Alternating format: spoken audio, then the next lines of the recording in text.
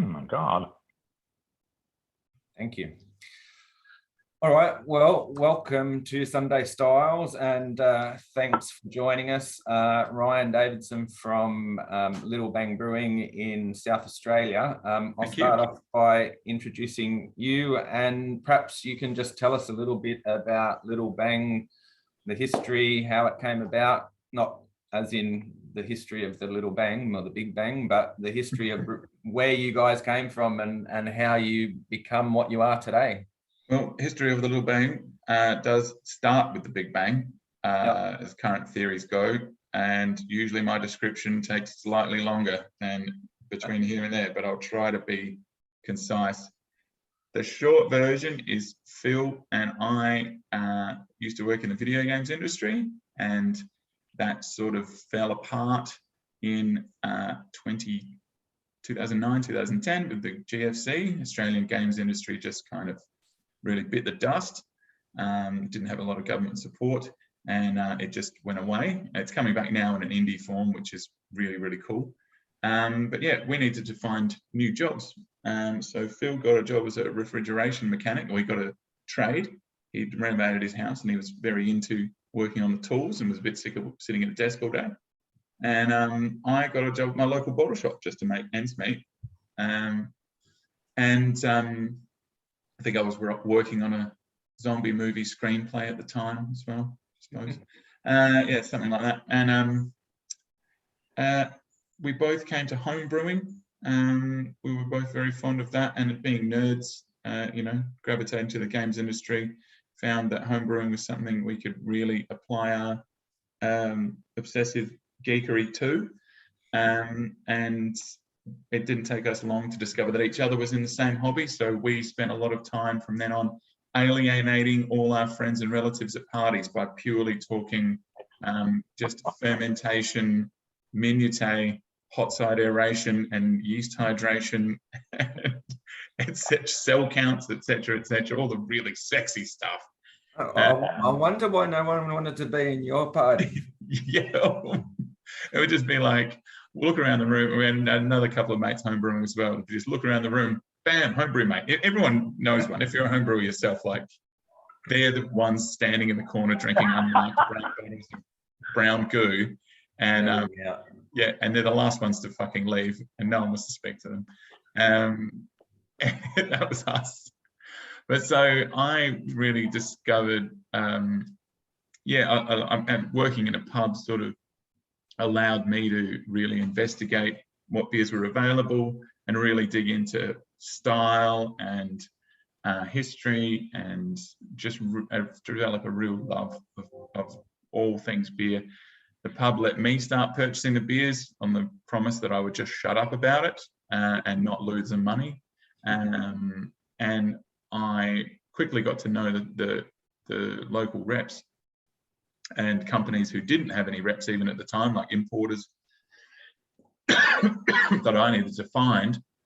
And before too long, I convinced one of them to give me a job because I knew how hard it was to find them to get this stuff. And I was passionate about telling everyone I knew about it that came in the store. And yeah, I started working in sales. Phil, by that time, was a qualified refrigeration mechanic working in every other pub in town as well. So I was selling craft beers from all over the world, and Phil was working in half the pubs. We knew everyone, and we were still homebrewing together. So one afternoon, we came up with the sterling idea that we should just license our homebrew gear and then throw some kegs out there and really freak out the populace of little old Adelaide that didn't have things like a saison or a steam ale or barley wine. And we launched with exactly those three beers. What we didn't count on was the fact that Adelaide would immediately and very enthusiastically insist that we do more of it. And I, within a couple of months, had a bloke from the casino asking us to just make our saison as fast as we could exclusively for them, because they were on tap all the time, which was lovely. That's when we took it a step further and made a sensible spreadsheet and literally did it wasn't Zoom, it was a Skype presentation to our wives to convince them to release funding from the mortgages to build a So, genuine brewery in Phil's garage. so you actually did a Skype presentation to your wives? Yes, sat on That's each on the about couch. that's about as nerdy as you can get, I think. I think being on screen gives us a little more credibility. I don't know. Yeah, it makes us seem like. I actually doubt that. I've put some crazy ass things to my wife before, and I have never thought of doing it via Skype or electronically. Yeah, well, if you were wearing a nice shirt and you had a spreadsheet up on a shared thing there, rather than just you asking her, she knows you. She knows you're full of shit. So, yeah, in any case, it fairly rapidly snowballed. And within about 3 years, we'd made that transition to a warehouse and gone full time on the thing, which was incredibly scary, especially where South Australian craft beer was at the time. It was just coming up, but still a very small industry. But what year was that? 2015 is when we moved into the warehouse. Right. I mean, there's always been a few small breweries in Adelaide, but not too much what you'd call craft beer, I suppose. And we were the ones Small one called Cooper's, isn't there? Sorry? So there's a small one called Cooper's. Yes, they are the genuinely big middle-sized brewery. Yeah, yeah. They're probably still closer in size to a craft brewery than as a company to Lion Nathan or CUB though. Yeah. Even though we are talking, hundreds of millions of dollars facility there. Yeah. They just announced a big new thing that they're doing too. Saw that. That looks pretty awesome. Yeah, yeah. We're huge fans of what they do. We buy most of our malt from them, from their new maltings, newish. Do you? So that they've got their own. I know they got their own malt set up. I didn't realize they were selling to others as well. I thought they were just. Yeah, we bought the first commercial pallet. Wow. Yeah, it's really something we don't think about. We all glorify hops and yeast as the sexy sort of rock star ingredients and specialty malts and things like that. But when it comes to just sheer freshness of malt, we hadn't even really considered that. But like when you simply take a little handful of it and have a nibble, when it's just been bagged from down the road and come to you, it's like fresh bread. It just goes pop. And then you go and try something out of a German bag or something like that, and there is a chewiness to them.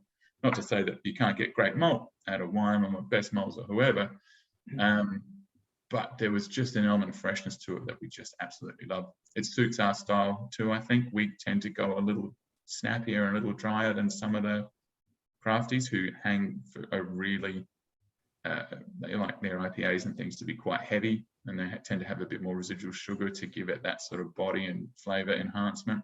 We tend to go more for things that are a little drier where it's appropriate. So you can really see the bitterness and the structure of it a bit more. Well, I just have to clarify one thing. So for me, malt is the rock star and hops is like, the backup singers. Yeah. Every beer is better with malt. I love balance, but yeah, I'm also a big fan of darker ales as well. So, which we should start talking about because you haven't got that much time. No, black IPAs. I know this is still an IPA, so it's still a hop-driven beer, but it's actually a really interesting one from a style perspective, because it's one of these things that sort of mixes with people's head a little bit, where they get this dark beer and they go, oh, dark beer. Oh, that smells like hops, and that's a little bit citrusy. And what's going on there? It is a contradiction in terms as well. Yeah.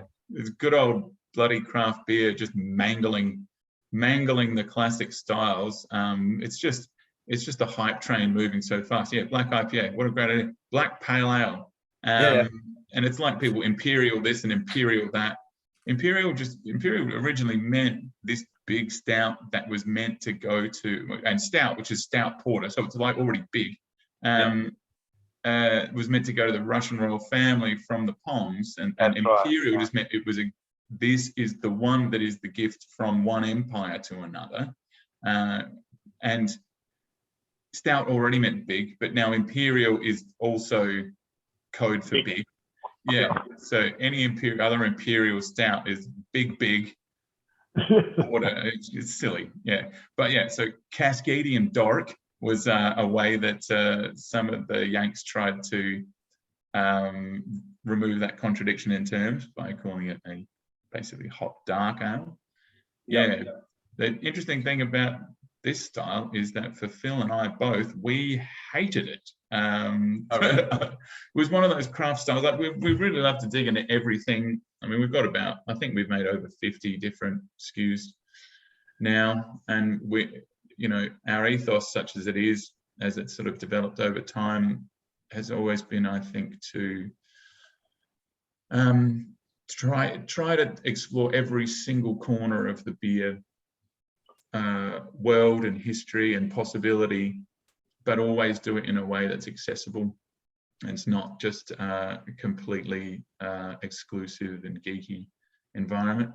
So when it comes to styles, and this is where I get geeky, being the craft beer nerd that I am, is like I want to put everything in a box. And so I'm a BJCP style guideline Nazi. Everybody knows I am.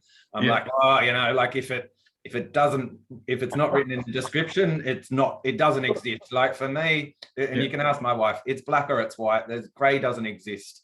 So so interesting. And this is stuff I always want to ask the brewers is, and I know, I've heard it a dozen times, like, people don't brew to guidelines. I get it, but every brewery is a little bit different. So when you look at a take on a style like this, how true to the style are you? How important is that to what you're doing? Or do you just go, well, we're going to just put our take on it and that's what it is? And if you don't like it, I think you need to resemble the style more than you do any other style, of course. Otherwise, you're just being duplicitous, because sometimes certain styles sound a little sexier than others. There's plenty of NEPAs out there that, not that you could say a NEPA was even really a very established style or even is now.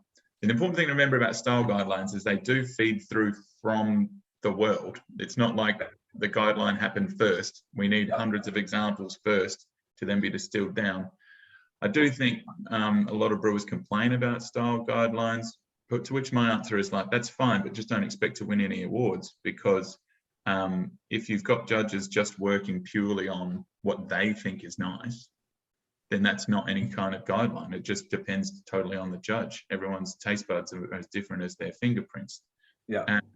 So you have to judge to a style, or I personally feel like awards mean nothing. You have to be setting benchmarks. So there is definitely a lot of wiggle room within things like Black IPA, though. It's really very, very broad. The EBC range you can work within is dark to very dark, and you can be, hoppy to very hoppy, and there is a universe of hops out there that you can use, and a dozen hopping techniques you can use. Sorry, that's my dog being a douchebag. Hang on. What are you drinking, Chris? Oh, I was just thinking what he was saying, because I was reading the guide, which I've got open on my other screen, and it could be this, or this, or this, or this, or and it could taste this like this, or this, or this, or this. Huge range of things. It could be, what does it say? Dry hop can have additional floral, herbal, or grassy aroma. Low to moderate dark malt aroma, which can include light chocolate, coffee, or toast notes.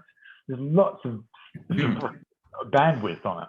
And I think that's why, to try and draw focus on this one, why I think Phil and I both always felt so challenged by these. We've always sort of handed them at a pub, or you want to try things. Like I remember Yeasty Boys Hot Kettle Black being one of the better ones as far as I was concerned.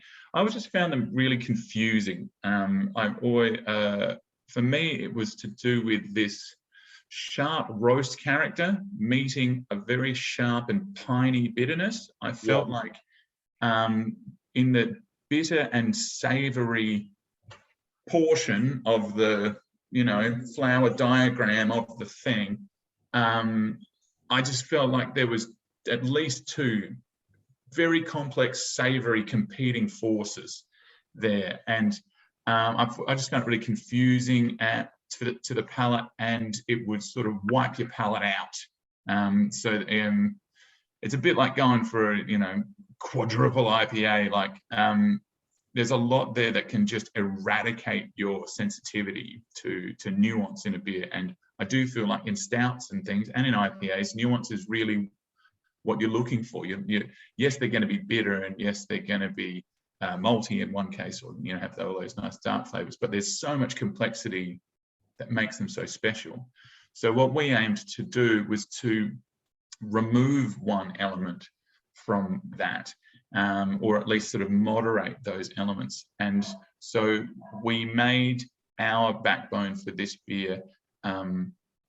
We avoided roasted barley, which is the darkest, sharpest of the dark malts, and we concentrated more on chocolate malt, which gives a much more rounded, similar to our we have a porter, which is a bit closer to a British porter than it is to a American stouty porter, that leans on chocolate malt quite heavily. So that's a little rounder. We were keeping the bitterness from the malt out of the beer, and then we actually gave it a huge hop load, but we concentrated more on more floral, fruity hops like Citra, like Galaxy, to avoid that very harsh, piney character, which I thought was overshadowing a lot. So steered away from things like Columbus or Zeus, those classic sort of old West Coast hops, and went for something a little bit more New World and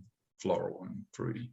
So the interesting thing for me is where styles, like, and you say there's a bit of room there's wiggle room here, and it can move towards other areas. And one of the interesting things for me in studying for Cicerone and things is you've got to get to this point where I could pick up like 3 beers, similar styles, and be able to detect the difference between A and B. And one of the things with this is, so the overall impression, I'm reading from the guidelines, a beer with dryness, hop forward, balance, flavor characteristics of an American IPA, fuller, darker in color, but this is a bit darker malts at a gentle and supportive flavor, not a strong roasted or burnt character. Now, there we go.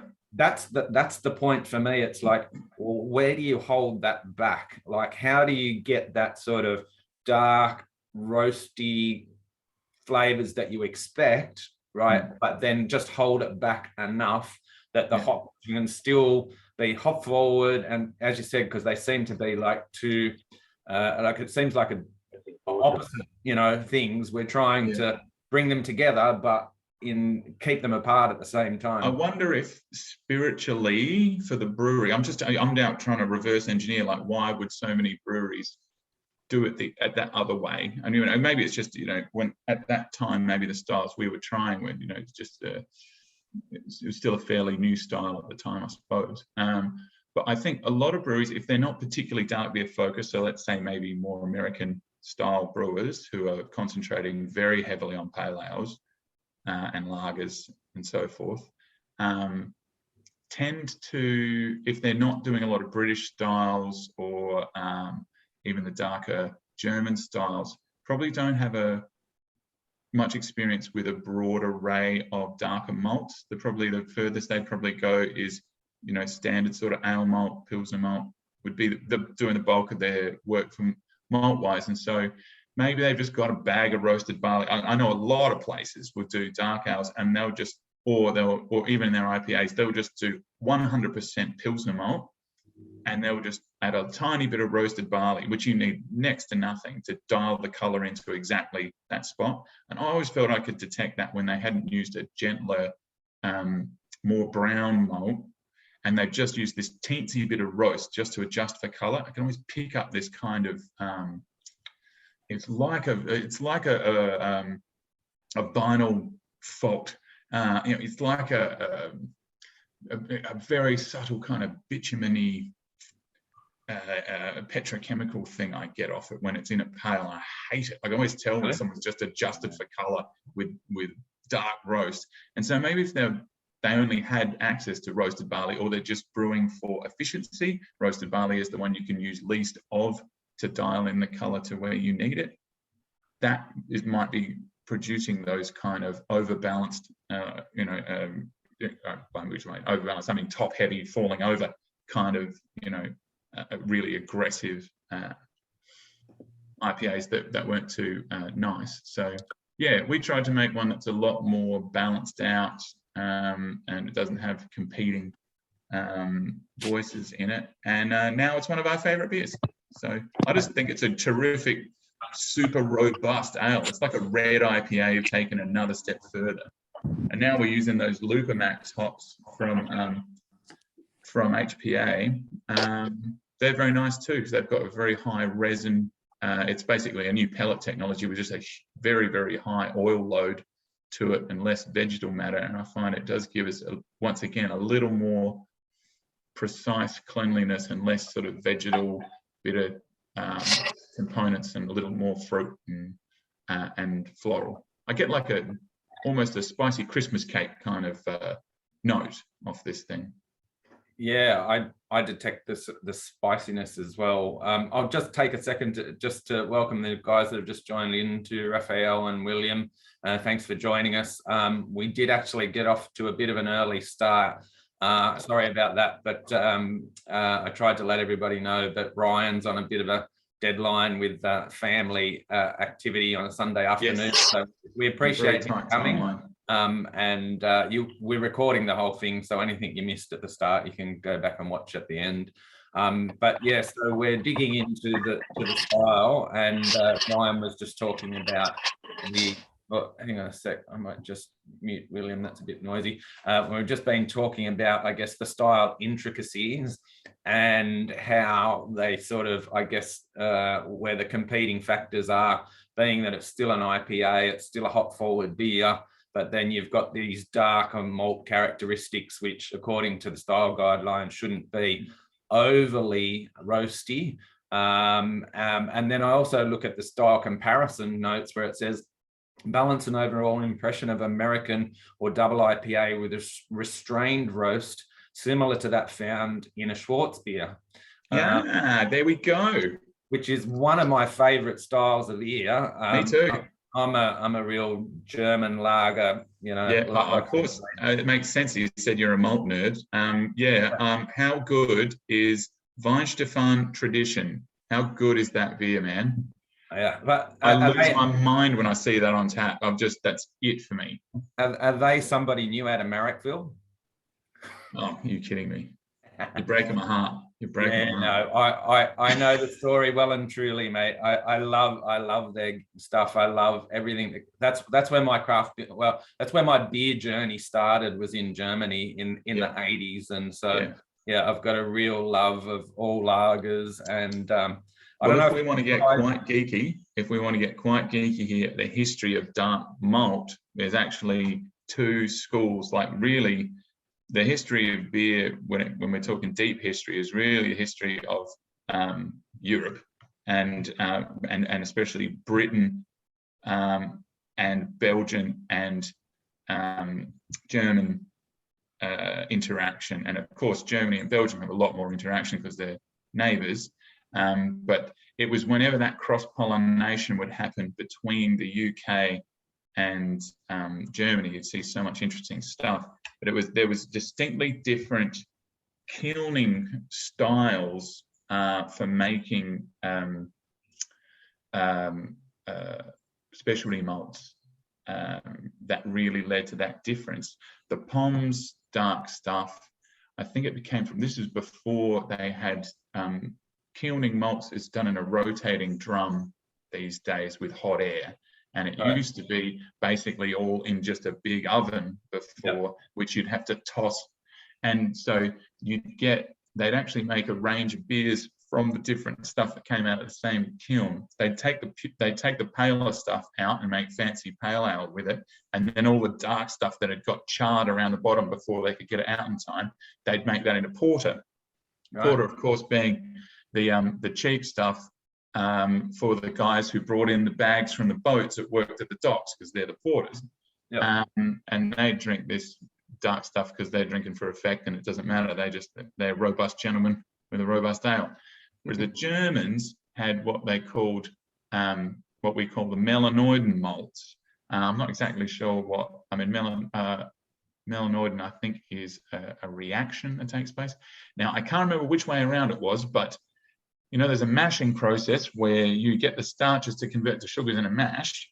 Yeah. Crystal malt always has some amount of sugar that has been converted that is then caramelized. And so I think the Germans would make specialty malt out of malt that was still a little green and wasn't all the way dried. And therefore, that little bit of moisture would mash within the grain with the enzyme and the starch, and then darken already mashed sugars, already converted sugars, to produce this softer sort of thing. Whereas the British stuff that was made all together with the pale malt, I think, was far more dry, and it was more like a Maillard reaction of like making toast. It was just sort of getting lightly burnt. And so you end up with all these German malts like melanoidin malt for one, or the Munich malts or the Vienna malts, which are much softer and rounder, and I think richer and with a much more sense of delicacy to them. And then you've got the big, dark, robust British style roasted malts, which are probably a little more one-dimensional but very profound in their roasty characters. Yeah, I love it. Not to mention the Rauch beers, which is a whole other gig hole that you can dive in. Have you guys done Rauch yet? No, not yet. Oh, get on it, mate. Bacon. Yeah. I love my Rauch beers. I've got quite a few of them in the fridge, and awesome. we'll keep it to this style for now. Yeah. But if we're talking about Schwarzbier and how that sort of it is so close to it. Also, it says not as rich and roasty as an American stout and porter, but with less body and increased smoothness of drinkability. So I guess for me, like, I would actually, you know, I'm just thinking now, because I don't know if you've tried from 21B Brewing, which is local to me down here. If you've tried their Schwarzbier, they make an amazing Schwarzbier, and you really got to try it. They do some. He basically only brews lagers, and brews an awesome Pilsner, a Schwarzbier, a Hefeweizen, and a red lager as well. So I'll try and fix it up. We've actually got a new brewery opening up in Adelaide called Bright Star, who is 100% lagers.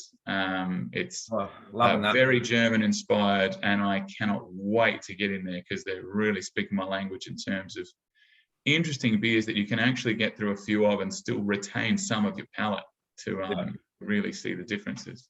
The other one is out of Sydney too, Slow Lane Brewing. I'm sure you know those guys. He's brewing some awesome beers. They are all over the gaff. They're crazy. They're great. Chris, have you got a question? Yeah, I do. Ryan, you just mentioned that red IPAs and how the relationship that they have with black IPAs. Could you explain that a little bit more? How did they relate? Is the black a sort of more intense red, or? I guess so. It is all on a spectrum. As I mentioned before, you can come at it from the British roasted style or the German melanoidin side.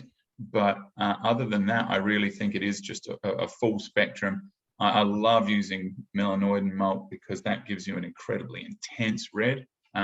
If you don't use it too much, because it tends to get a bit of a leathery kind of flavor to it, which some people really like. But yeah, I just see this whole realm in the middle as the absolute wheelhouse of homebrewers, because it is robust ales. These are guys who probably don't have a chiller that can churn through everything in 5 minutes, so that they are going to get up a lot of bitterness, and they probably like playing around with a lot of different malts. They're probably not got the world's greatest temperature control on either their boil or their mash, that sort of stuff. So you do end up with this bandwidth of red to dark brown to blackish hoppy bitter beers, which I just find tremendously satisfying. Like, they're just the total bread and butter of home brewing, and that's the styles I fell in love with when I started was just making these.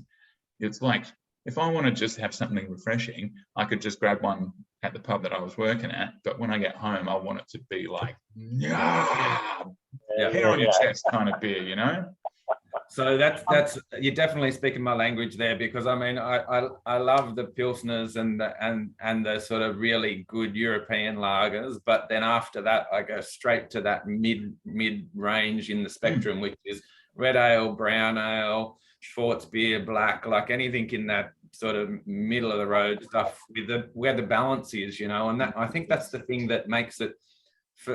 I agree, and so, you know, it's so exciting to the palate, because that's where all the genuine interplay that makes real complexity comes from, is when you've got similar volume voices in harmony, rather than just a singular note that is being expressed to, you know, as loud as possible, like hops. Exactly. a very common refrain. So that's my wife calling me. I'm not sure if she's at the front of the house. If she calls back again, she will be out the front of the house, and I need to run. Just bring her into the Zoom meeting. We'll be right. We'll be fine. Yeah, tell her we've got another proposal for her. We're going to open up another a lager brewery in Merimbula, and you're flying over tomorrow to set it up. Yeah. As long as we've got a spreadsheet there, I reckon I could win her over. Yeah, cool. I already got to call her back. It's been really good fun, guys. I think we could go on all day. Yeah, well, thanks. Really appreciate it, Ryan. And we'll certainly love to get you back, and hopefully we'll get you back. We've got that barley wine. I've got the barley wine sitting there. So hopefully in a couple of weeks, we'll get you back and talk about that. Awesome. Nothing better than a barley wine on a Sunday afternoon. I'll schedule a nap after that one. All right. Mate. Thanks so much, guys. Thank you. Cheers. Bye. Everybody else can hang in there, and we'll just sort of open up the discussion to the other guys too. So this is a little bit different than the way we normally run it. And apologies for we were starting without you, but Ryan messaged me and said he was sort of in a bit of a hurry and wanted to get started early. So I'll just go around quickly. Chris, what were you drinking? Me? I was drinking Dark Mofo by Little Bang Brewing, a black IPA. Yeah.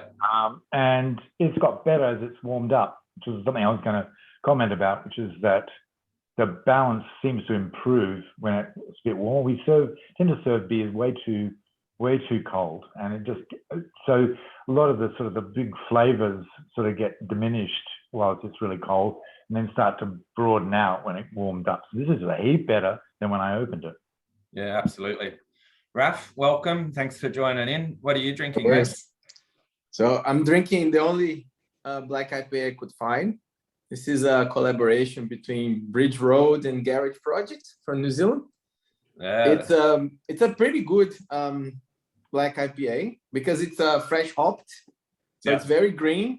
You can taste the hops very well, and then the darkness or the blackness is just very subtle on the back of the palate. It's very good example of the style, I find. Well, you got two awesome brewers there in Bridge Roads and Garage Project, so you'd be hard pressed to, get a collaboration beer between those guys that didn't work, I would think. That's right. William, what are you drinking? Didn't find a black IPA, so I got one of my Imperial Stouts. Okay.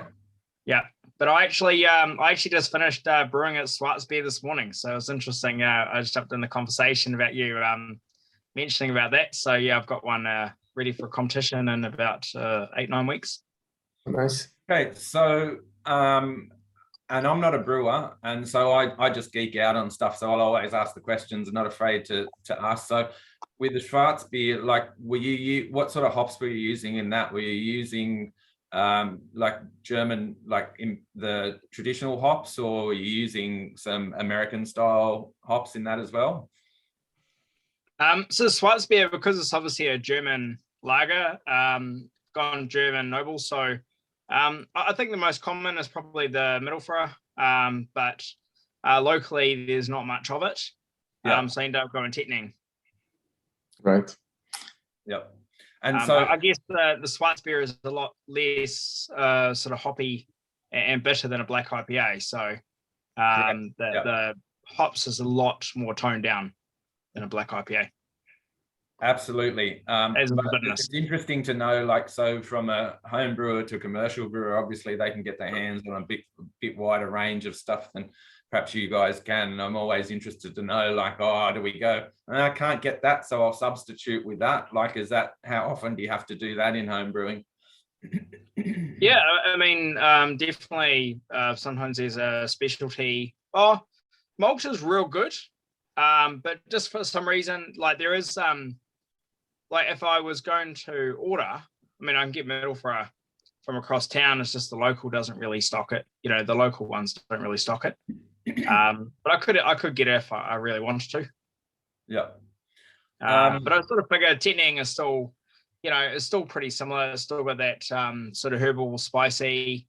My understanding is just Tettnang's got a little bit more citrus than Middlesbrough, but you know, otherwise good hop. And it's slightly better for bittering, which might actually produce a better beer, considering that most of the hops are going in at the bittering side rather than the flavor aroma side. So who knows? Well, I hope it turns out all right, because I love a Schwarzbier. And I don't know, again, I mentioned it before, if you haven't tried the Jindabyne one, try and get your hands on that, because it's pretty awesome. Yeah, I start seeing them around here. So I'll think if next time I go to the bottle shop, I'll get some. Where are you, Raf? I'm in Melbourne. Okay. Yeah. So interestingly, with this style, again, being that it's an IPA, so I've got mine in a cannon or a Spiegelau sort of glass, and talking about temperature too.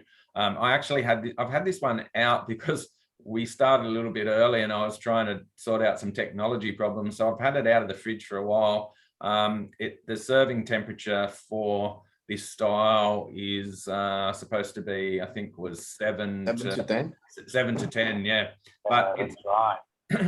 and it definitely, you know, so this is the thing. I'd really love to have a Schwarzbier side by side with this and just pick out the subtle differences, because I still get that sort of the smokiness and the clawiness on the tongue of the dark malts that just sort of hang around there, which I really love.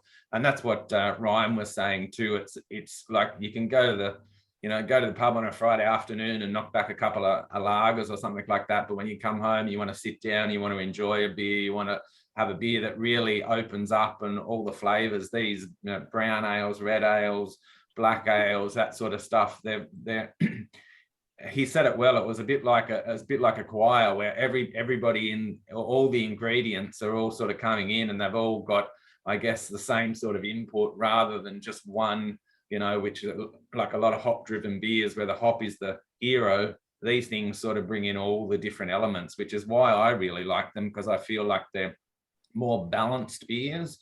And there's a lot more going on in the palate. Like, you know, I get all this thing that's hanging around for a long time after I drink, where you won't get that in a, you know, perhaps in a hop, like a, you know, a single hop pale ale or something like that. Nigel, how do you feel that they relate to stouts? You know, the nature of stouts and the flavors in there. I mean, stouts are much more malty than hoppy, but there is a kind of a relationship, isn't there? Well, there definitely is, because of the dark malts that they use. But generally with stouts and porters, you're going to get more of a burnt, you know, and also roast thing where you're leaning towards more coffee. Sometimes it'll be heavy on like a chocolate malt as well. And then obviously if there's versions of the stout where they do like an oatmeal stout or something like that, then it'll have another element as well. But yeah, William, so perhaps you can talk about that as well, in terms of like the comparison between, say, your Schwarzbier, or I don't know if you've brewed a black IPA, and then comparing that to a stout or a porter. Like, you know, what are the key elements that you would sort of describe as being different between those three beers, because they've got a fair bit in common? Yeah. Black IPA was definitely on the radar as one to brew next, and I think porter is there as well. So, my understanding is that a sports beer is less roasty than a porter. So if it starts getting overly roasty, then it's a porter over a Schwarzbier. So Schwarzbier is dark. There is a subtle roastiness, but it should never be, burnt. So there's more sort of carafa or more dehusked dark malts than sort of as many, roast barley or chocolate. Whereas I think with porter, you're definitely getting more darker roast type malts. But then I think black IPA is adding a lot more hops. Yeah. So the hop, so probably Schwarzbier is like light, lagery, easy drinking with a, it's dark, but only a touch of roast. Porter is a lot more roasty, like really, deep, rich roasty. And then black IPA really, up in the hops. I mean, that's my understanding anyway. What about stout? Where does that I agree with that. Yeah, I agree with. Sorry, I didn't get your name, mate. I didn't. I think the Schwarz is probably the base, and then you push more on the roastness and the darkness, and then probably on the alcohol and everything else, or you push on the hops, and then you get them moving to slightly different directions. Yeah. I want to say something here that's maybe a personal preference. I think with dark beers, I think the play of sweetness is also really important. I think how you actually leave some sweetness or let some sweetness stay in the beer help bring some of those more malty characteristics. I think in my preference, all the dark beers, they're a little bit sweet. They have a lot more character. And then to Nigel was saying, they last longer in your mouth. And then it's like good things like, fruitcake or just lingering, I don't know, fond memories kind of taste. Yeah, it's a bit like chocolate, you can eat a piece of chocolate and 15 minutes later, you can still feel it on your tongue. And that's sort of the sweet memory that you talk about. For me, like with all dark, like as in black style beers, not so much red because they still tend to have like a bit of a sweetness, but with this, I just get, like I could have a sip of this, wait 10 minutes, it still feels the same as it did when I drank it, which I love because I feel like I'm getting more bang for my buck with the beer, and it's like, I mean, if it's a flavor experience, you don't want to be like a candy popper where it drops in your mouth and it goes bing, bing, bing, and it's all done, like a 16-year-old schoolboy, it's like, this is like, it's like eating a really nice cheese or something like that. It just stays in the mouth. It fills it up. It just sort of hangs around the side of the tongue and just gives you this sort of like this nice, warm, fuzzy feeling that just keeps going on and on and on. It's like, well, you don't have to drink it fast. You don't have to drink a lot of it. You just take a little bit, have a sip and enjoy it for as long as it stays around. That's right. And so I've just moved to a new one. It's Riverside's Othello's Curse. Oh, that's a great beer. It's really different from ready Dark Mofo. It's got a much sweeter profile, still very hoppy, but the malt comes out so much more, and of course the alcohol boosts the things over. I think it's a better balanced beer than Dark Mofo, although Dark Mofo, as I said, got better and more sort of chocolatey, sort of a more chocolate sort of sensation than when it was cold. So yeah, wow. Bear in mind the bigger alcohol content too, because it's an imperial, so it's higher alcohol. It's a bigger body, bigger flavor. A lot more going on in that beer than the Mofo. Yeah, absolutely. And alcohol does accentuate. It does bring out some of the sweetness of the malt too. It's kind of an interesting side effect of it. That's right. Yeah. When I think of black IPA here in Australia, that's probably where I go to. I think so Riverside got a couple of things very right. Oh, sorry, my family's back. they got a couple of things very right. And some beers are really good. So they're 777 and the 77 are really good. I think the Othello's Curse actually have a very similar hop profile, but then they push the caramel malts all the way to the end. That's right. That's it. And I think that's what makes it really, really good. Oh, it's good. It's awesome. So for this goes beyond probably most of you will remember, but so when Riverside Brewing started brewing, they used to do these, and they're 640 ml bottles, and this is the Othello's Curse, and it's 9% and 4.5 standard drinks. So that's a hell of a lot of fun to have by yourself on a Sunday afternoon. This is 2.7 standard drinks and 9% also. Yeah, I know. Well, the only difference is this was a 640 ml bottle. So it's a small can versus the big bottle, right? Yeah. Two tins. and I've got the 777 over there as well. So and I don't know if you know the story behind that, but so Dave Patton, who is now Akasha Brewing, he started, but he was the head brewer at Riverside Brewing. So you'll find that, stuff like the Corbin D, which is Akasha Brewing double IPA, it's a fair bit of similarity between that and the 777, because that was actually Dave's baby. He I don't know whether he started it, but he was the head brewer. So yeah, wow. Anyway, I think we're sort of coming up to time. We've been going for a while now, but is there any other questions about the style, or did anybody else want to add anything to the conversation before we wind it up? No, I'm good. No, I'll probably watch a recording. As you say, unfortunately, it did start a little bit early, so I'll probably just catch that recording.